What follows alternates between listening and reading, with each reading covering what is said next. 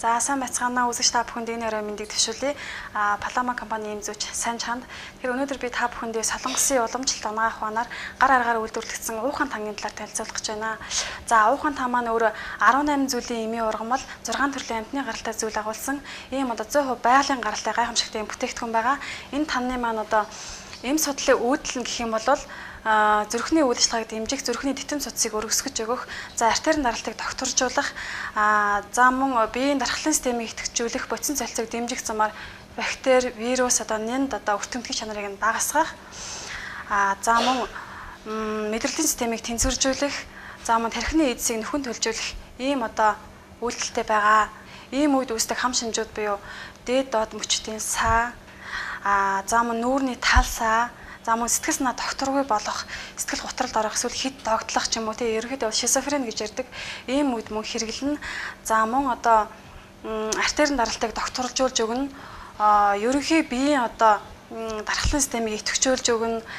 За мөн бодис нойр булчирхай, цүс, хотоодны шүүрлийг одоо нэмэгдүүлж өгдөг ийм бас үйлдэлтэй байгаа.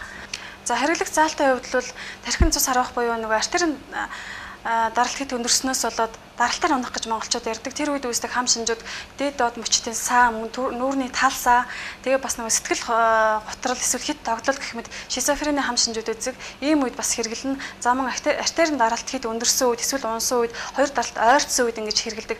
Артерийн даралтыг докторжуулж өгдөг бас ийм үйлдэлтэй байгаа. За давхар нойр булчирхаан шүүрлийг ихсгэх, зүсний үүсэлтийг нэмэгдүүлдэг, мөн хотоодны шүүрлийг ихсгэх ийм бас үйлдэлтэй байгаа.